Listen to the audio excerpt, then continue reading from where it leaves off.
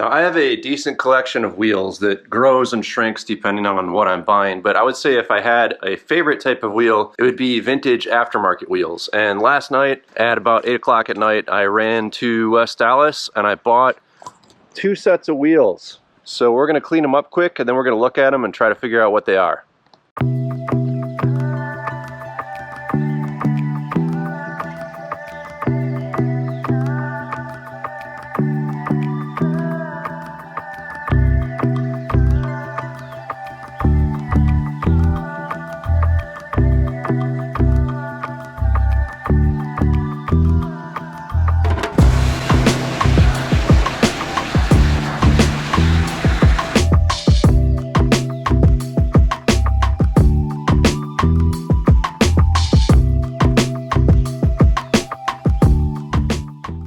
All right, after pressure washing these things, they're still a little dirty. So what I'm gonna try is spraying just easy off oven cleaner on it and letting it sit. We're gonna test this wheel because it's pretty nasty inside the barrel. And now we're just gonna try to look at the castings and figure out what these are. So we're gonna start with these Alpina style wheels. I've actually had a set of these on the 2002 that I picked up a few years ago, but that car's gone.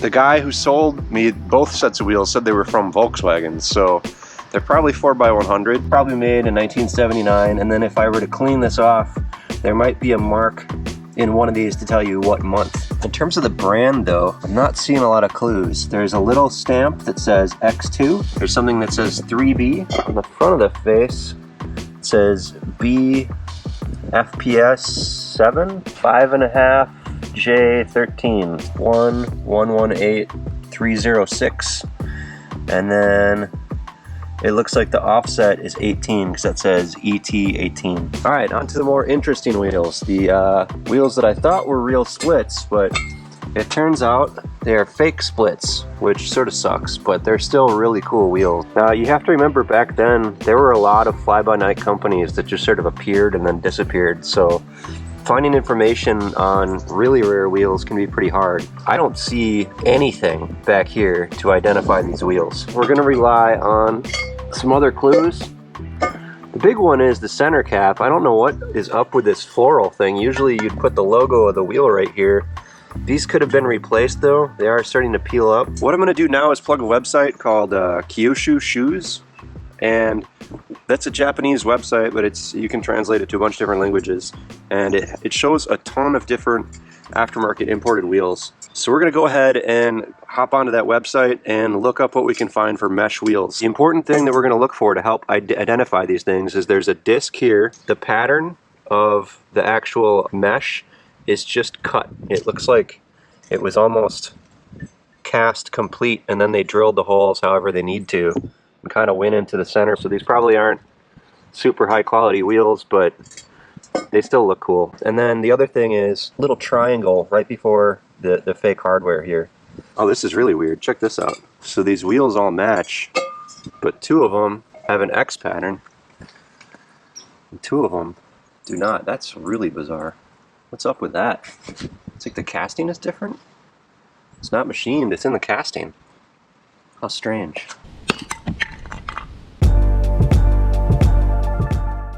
Is restoring a rep worth it? I don't know, they're vintage, so to me they're really cool, they're really rare, and to me the rarity almost makes things cooler than, you know, how well the wheel is actually made.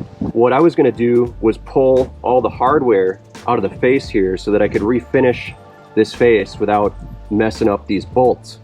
However, I used an Allen key to try to remove it, and it freaking snapped off. And no, these are not corroded. These are, in fact, plastic fake fasteners. They're not even real fasteners, so when I try to remove them, they just snap off. Because of the difficulty in removing all of these, I'm going to try to refinish the wheel by keeping them in the wheel. So I think that's going to affect some other decisions, but the big thing is I'm not going to be able to sand real well right where these fasteners are located. So let's get them mounted up to the car and we'll try to refinish the lips and then get the centers ready for paint.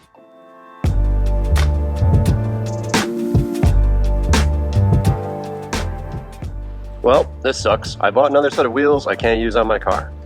So they don't physically fit. They're the right bolt pattern, but something about the offset The studs don't even stick out far enough to put a lug nut on it, so there's no way I can spin these things, which is annoying. I think at this point we're just gonna spray bomb the centers and polish up the lips and send them on their way.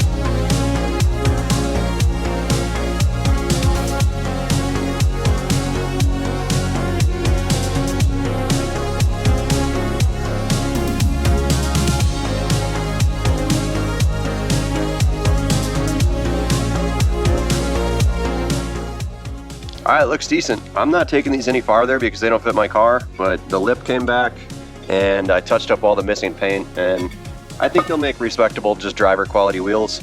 There's definitely a difference between real wheels and reps, but they're still cool. So hopefully somebody finds a good use for these things. All right, till next time, dudes. But wait, there's more. Okay, so I already sold these wheels a few months ago for 400 bucks, so my total profit for this haul was $500. These wheels are pretty rare, and I doubt I'm gonna come across another set anytime soon, so I just wanted to take the opportunity to talk about Shelby Wheels in general, and another really cool website for wheel nerds. This is called VintageWheelCatalogs.com. For this episode, we're gonna stick specifically to Shelby. Just wanted to show you the information they had on here. So it looks like Shelby started making wheels in 1966 with like a magnesium torque thrust, a Magnum 500, and a couple other wheels. 69 was awesome. Look at these pictures, they're fantastic. Oh yeah, that's amazing. So cool. What I think is interesting here is you can see kind of they were really focused on muscle cars initially. There's a Krager copy, and then right here this seemed to be their first mesh wheel in 1975. You can see it's quite a bit different from the CSS. It's got a flat face around here where the lugs are. So then you keep scrolling, and what do we have here? Look at this, Shelby 1980. The cover of the entire catalog is the CSS. Looks like they sold this wheel for quite a while. They still had that Diamondback mesh. And then in 81, look at that mesh, that's pretty sweet. I mean, there's so many cool wheels to look at. And then you can see a shift probably in the mid 80s where they started working on non-muscle car wheels. So here we have a Civic Si and a Ford Aerostar. This one's pretty cool, kind of looks like a Prelude wheel. Looks like they're showing it on a Accord. Anyway, I just wanted to share this with you guys. I thought it's a really cool resource. There's really not much information on Shelby wheels anywhere on the internet. So if you're interested, you can definitely check this out. Till next time, dudes.